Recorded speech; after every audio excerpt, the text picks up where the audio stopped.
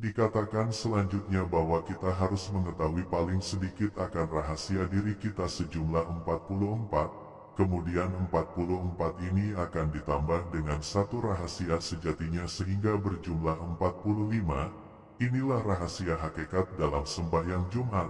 44 makmum, 45 dengan imamnya, di mana dikatakan 44 sebab 4 rahasia dari Bapa dan 4 rahasia dari Ibu. Dikatakan 45 dengan imam adalah 5 pusaka dari Allah yang menjadi imam atas diri kita.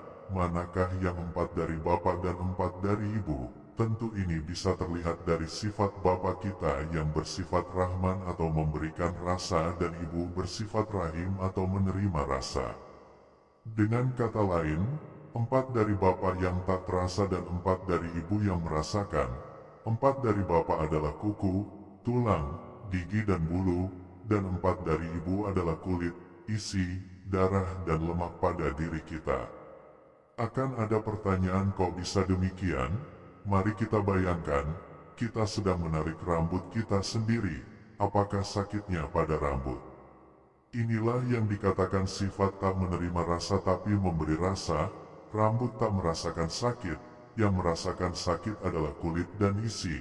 Sakitnya kulit kepala dan isi kepala atau daging yang menempel pada kulit dikarenakan rambut itu sendiri yang ditarik.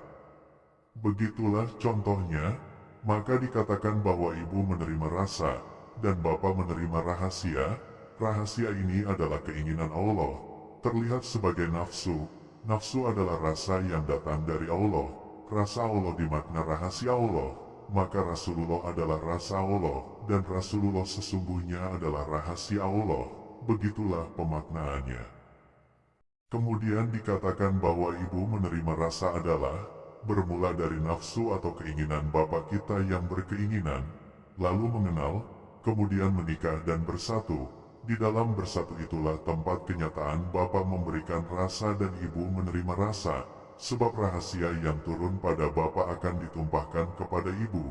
Jika keduanya digabungkan akan menimbulkan pemaknaan. Bapa Ibu adalah rahasia yang memberikan rasa, lalu Ibu Bapa dikatakan rasa yang menerima rahasia. Sederhananya adalah, Bapa Ibu adalah sebab kita zahir, Ibu Bapa adalah jalan kita lahir. Kemudian, pada akhirnya adalah, kita inilah atau semua manusia inilah yang semata-mata dikatakan adalah rahasia Allah atau rasa Allah. Maka galilah diri kita sendiri agar sejalan dengan pernyataan tentang jika ditanya orang kita maka tanyalah diri sendiri. Dari sinilah kita wajib kenal diri, sembah diri, percaya diri, tanya diri dan jawab diri. Sebab siapakah di antara kita yang ingin jadi laki-laki, jadi perempuan, lahir dari keluarga kaya atau miskin, lahir di Pulau Jawa atau Sumatera, itulah yang kita harus cari. Dengan kata lain, siapakah kita sebenarnya? Maka setelah mampu menjawabnya maka kita tak peduli kita laki-laki atau perempuan, kita lahir dari keluarga mana kita tak peduli, tinggal di pulau dan tempat seperti apa, kita tetap tak peduli, sebab kenyataannya, kita adalah rahasia Allah. Tentu rahasia tak pernah pisah dengan yang memiliki rahasia. Dengan kata lain, jika kita rahasia maka siapakah kita? Cukup sampai penjelasan ini. Jika mengetahuinya maka diam, jangan diungkapkan. Tahulah diri, maka yakin akan diri dan percaya akan diri. Lalu sembahlah diri atau patuh akan diri dan percaya akan diri. Sebab di diri itu adalah siapa dan siapakah diri itu sejatinya. Memang, ayah memberikan rasa kepada ibu, namun setelah di ibu, rahasia itu diolah menjadi diri kita yang sempurna selama 9 bulan 10 hari. Maka, oleh sebab itu rahasia ini memang ada pada ibu kita, sebab itulah kita harus berbakti terlebih dahulu kepada ibu kita. Bahkan kata Rasulullah ibu 3 kali barulah Bapa, sebab tugas Bapa hanya memberi rasa, tetapi ibu yang menerima rasa. Kemudian di dalam dirinya proses itu terjadi, dan keluarnya rahasia itu pun tak jarang berkorban nyawa. Maka berbaktilah kita kepada ibu sebelum kepada Allah. Akan tetapi, ibu yang manakah yang harus kita sembah atau tempat kita berbakti? Sebab taat dan berbakti memiliki beda yang tipis. di mana taat itu saat masih beliau hidup, namun berbakti memiliki arti selamanya bahkan setelah ibu kita wafat. Jika ibu zahir atau ibu yang mengandung, melahirkan dan membesarkan kita adalah ibu tempat kita taat, maka perintah berbakti ada pada ibu yang batin, dan perintah sembah ibu dimaksudkan untuk ibu yang goib. Lalu manakah yang dimaksud ibu zahir, ibu batin dan ibu goib yang memiliki peran untuk ditaati, untuk kita berbakti dan untuk kita sembah? Yang dikatakan berbakti kepada ibu batin dan ibu goib sebab terjadinya nyawa, artinya asal muasal nyawa atau ruh, maka apakah namanya sebelum terjadinya nyawa? Maka tidak lain tidak bukan adalah rahasia namanya, lalu asal muasal rahasia adalah Nur Muhammad namanya, lalu sebab terjadinya Nur Muhammad adalah Nurullah namanya, lalu sebab terjadinya Nurullah adalah dia. Maka dikatakan, berbakti kepada ibu batin dan goib sampai kita mati semata-mata adalah kita menaati diri sendiri. Diri sendiri adalah yang di dalam, dan yang di dalam adalah aku, yang di luar adalah kamu, maka hakikatnya adalah kita menyembah dan berbakti kepada diri yang sejatinya. Pemaknaan yang lebih dalam adalah berbakti kepada Allah dan Rasulullah, sebab hakikat rahasia diri kita adalah Allah. Rasa dalam diri kita adalah Rasulullah, inilah yang kita harus patuhi, yaitu rahasia dan rasa Allah yang berkata, yang memerintah, yang melarang dan yang mengajar kita secara nyata melalui kolbu itu sendiri yang dasarnya adalah tempat rahasia itu sendiri. Oleh sebab itu, hakikat diri sejatinya inilah yang harus kita cari. Tentu ini bukan pengetahuan melainkan ilmu, maka jika ilmu, bukan kepada guru kita menuntut tetapi kepada Allah dengan cara bayatul ridwan atau jalan spiritual atau kegaiban. Caranya mendapatkan perjalanan ini bisa dituntut kepada guru yang faham dan mengerti. Jalannya dikatakan pengetahuan, riyadoh dan hasilnya dikatakan ilmu, maka tuntutlah. Kemudian dari ibu dan bapak kita inilah rahasia yang tadi kita bahas itu tercipta, yaitu 4 asal bapak, 4 asal ibu dan terakhir dari Allah 5 rahasia, yaitu penglihatan, pendengaran, ucapan, penciuman dan rasa tubuh, kemudian menjadi 13 jika disatukan. Inilah pemaknaan 13 anasir manusia yang berhubungan dengan rukun 13 di dalam sholat dan di luar sholat. Insya Allah di episode lain kita akan membahas rukun 13 ini.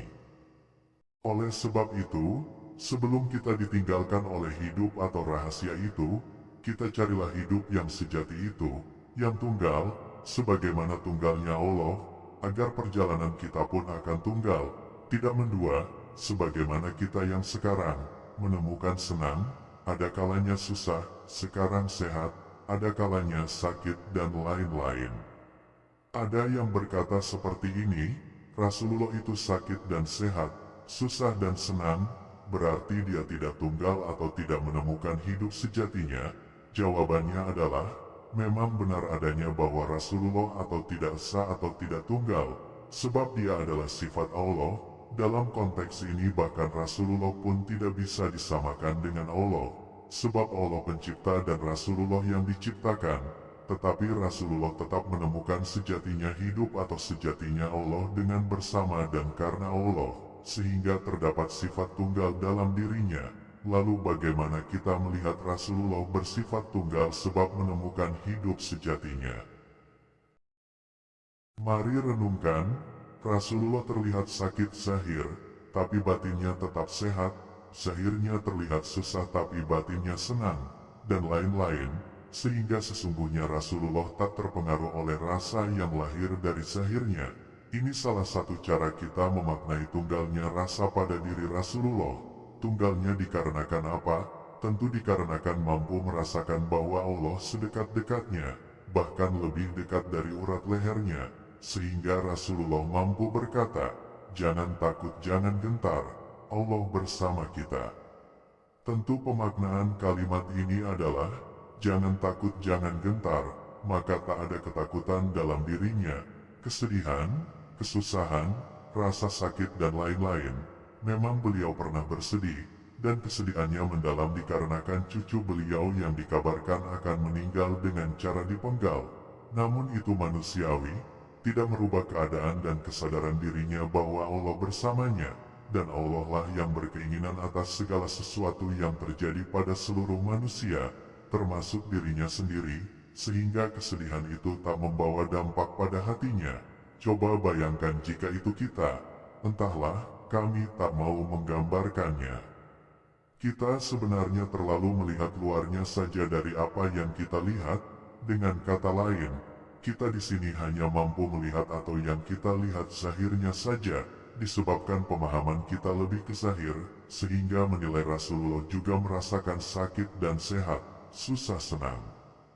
Kami katakan bahwa secara kasat mata memang ia seperti itu yang terlihat pada Rasulullah, tetapi memaknainya bukan sesederhana itu pula, melainkan hati atau kalbu Rasulullah itulah yang menyatakan diri yang sebenarnya dan tunggal sifatnya, di mana hati dan kalbu sesungguhnya tetap tenang dan senang, lain dengan kita.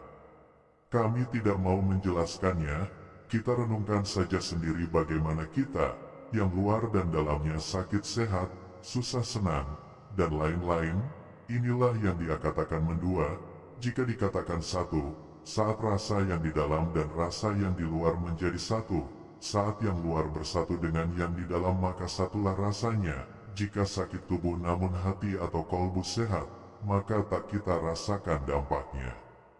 Lihatlah pada contoh, saat kita jatuh cinta, saat kita bahagia, lelah tak terasa padahal orang melihat kita seharusnya lelah dengan keadaan diri kita yang sibuk kesana kemari.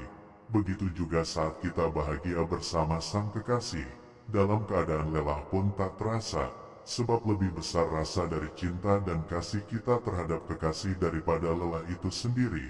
Maka keluarlah pernyataan dari rasa cinta yang mengalahkan lelah dari para pujangga, di mana dikatakan bahwa, asal bersamamu, jangankan perjalanan ini, kematian pun akan terasa indah.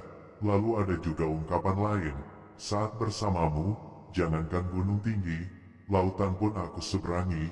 Begitulah kenyataan dalam diri Rasulullah yang bersifat tunggal atau keadaannya yang telah tunggal, bersatu dengan rasa Allah, yang disebabkan Rasulullah mampu menemukan sejatinya hidup, dan hidup itu sesungguhnya adalah Allah, maka dia merasakan ketunggalan rasa dalam dirinya.